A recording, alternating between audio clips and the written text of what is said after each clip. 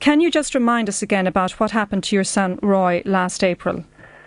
Well, this all stemmed from us giving evidence in court, and there was threats on our family, and on the 9th of April, somebody came in his place of work and shot him, and he died subsequently. And you believe, Steve, as it is widely believed, that the reason why Roy was shot dead, and there's one man who's been charged so far with his murder, so obviously we can't go into we can't talk about him, but you believe it is because, as you say, yourself and other members of your family were involved in giving evidence at a trial against the notorious, a member of the notorious Dun Dun gang in Limerick 5 years ago, and this had to do with the shooting of your nephew, Ryan Lee. Absolutely. There's no question about that. We've been under threat for the last 4.5 years. We've been intimidated on regular occasions, and culminating in this. They've always said that they were going to do something to us. It started off with burning our pub down after we got the conviction for Wayne Dundon for threatening to kill Ryan. And after that, then, as I say, our pub was burnt down. There was numerous other things happened to us, where they'd come up and intimidate us. That thing. There was letters sent out from prison threatening to kill me. And you believe those letters came from Wayne Dundon, do you? Absolutely, yeah. But we haven't got a problem with anybody else. We're innocent people, just business people, just operating our business and going about. And we had no problem with anybody, and it was because he went to jail, then. And I've no doubt, that the intimidation was coming from them. The direction was coming from him, And just to clarify, Steve, for those who may not be so familiar to what happened to your nephew, Ryan Lee, he was in one of the pubs that was owned by you in 2004, and this guy, Wayne Dundon, came in with his a younger sister, whom Ryan said he would not serve drink to because she was underage. That's right, yeah. The new legislation had come in where you couldn't serve young children in the pub after 9:30. It was only fresh law, and we were watching it, and he approached the door to get the 14-year-old in. Ryan refused him. He threatened Ryan, went away, sped away, and things that we couldn't say even in court that time, was that a half an hour later, Ryan was shot twice. Yes, a man came in a helmet. In a helmet, yeah. And he shot Ryan in the knee and in the hip. And yes, but of course Wayne Dundon wasn't. He wasn't convicted of the charge of actually shooting Ryan Lee. It was that he had threatened him. But nevertheless, he got a significant sentence, which surprised people at the time, because his conviction was for threatening Ryan Lee, not for actually shooting him.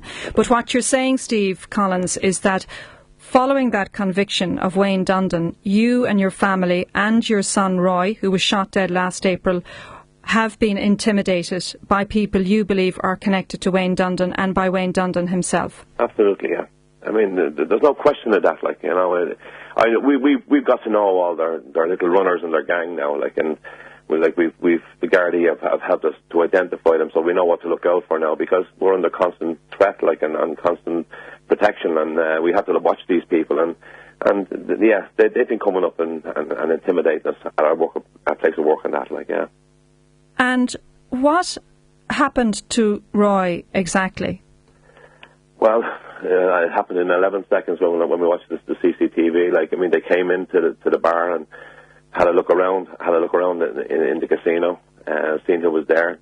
They got back into a car, went away. They came back then 20 minutes later, got out of the car, walked straight in, shot him in the back. Callously, back into the car. In 11 seconds, they were gone. That's how quick it happened. And he lived for... He lived till they got him to the hospital. He died just as they got him to the hospital. And he gave some information to the guards, which was very relevant. Yes. Well, I can't speak about that now. Yes, I know.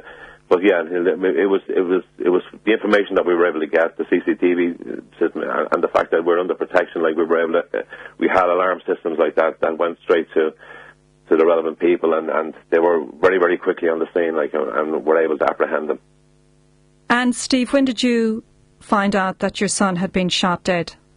I was inside working in the office, and I only spoke to him a half an hour previous. He came in to me and then told me that he had a little chat, and he went in, said I'll have to open up that. He'd only just gone in. a lady came running into the bar then to tell me that the guy next door was bleeding. I didn't know what. I thought somebody was just maybe after assaulting him or something like that. Like, I never thought anything else. I ran in and I found him on the ground. He was hunked over. He was still couldn't breathe. He told me he had been shot. Like, I just couldn't believe it. Like, he lifted up a bit and he showed me the bullet had come through him. It was on the ground. I just nearly died then. All I could do was hold him and comfort him and wait for the ambulance and just try and get him to hospital, you know. Sorry. I know it's a terrible, terrible, terrible thing to have to experience, to see your son, not just your son die, but to be murdered in such a horrendous way. Yeah. But yes. But I mean, we got him there. I never thought that he was going to die, to be honest with you, like, because when they gave him a shot of adrenaline and he bucked up, like, and he sat up in the gurney, and I thought like, it was going to be okay, like. But he subsequently took a bad turn as they just got him to the hospital, and it wasn't any good after that, like, you know. And why do you think these people targeted Roy in particular? It was anybody. It was probably me they were looking for, you know. I mean, I know that, like. I mean, my son took the bullet from me, like, I think, because I firmly believe, like, that they wanted me, but if they couldn't get me, to get somebody. That was the order, I'm sure, you know. They know my family very well. They know my sons. They know I go around with my sons all the time. They know them, you know. We were well known to them, like, and once they couldn't get a hold of me, like, it was poor Roy, you know. And why do you think they wanted to target you in particular? Oh, they wanted. I know, like, that he wanted to get me back for what we did, you know, for what to stand up to this so-called leader of the gang. For us to go and do what we did, to stand up in court and give evidence against him and against him, like, he never forgave us for that. Like, we know that. He's got a year more to do. It had to be done before he got out. Like, we thought, like, that after nearly 5 years, like, that things were kind of easing off. Like, but obviously they never forgot. Like, they just wanted their revenge. Revenge. That's it. Yeah. And how many people do you think Steve Collins are operating with this guy, are actually following his orders? Oh, I mean, it's grown now to maybe anything up to 100, I'd say now.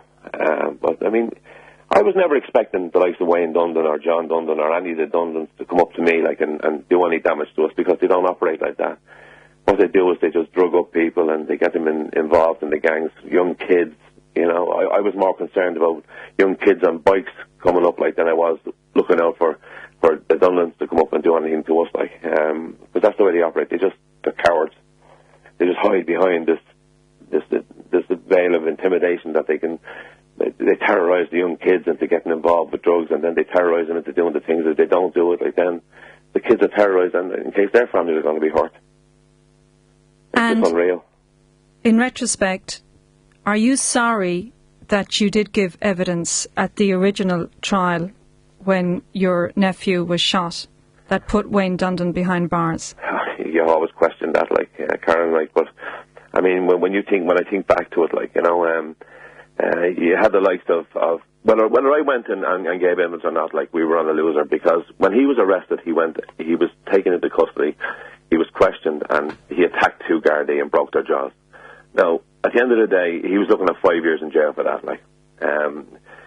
You know, you're really in a situation then, like, now. I looked at my adopted son on the ground after being shot twice, like, and he shot him to kill him, like. And you have to question, you know, what do I do, like? You know what I mean? Do I just let him away with this, like? And I wasn't prepared to do that. No way. Our family sat down and discussed it, like, and we decided, like, that we were going to go the whole way with this, like, and I don't regret it now, like, you know what I mean? But and I can't even regret it now, even after what they done to Roy, like, because Roy was always fully supportive of what we were doing, like, and you know, always 100% behind me, like, and so although I'm in bits over this, like, but I still feel as though it was the right thing to do.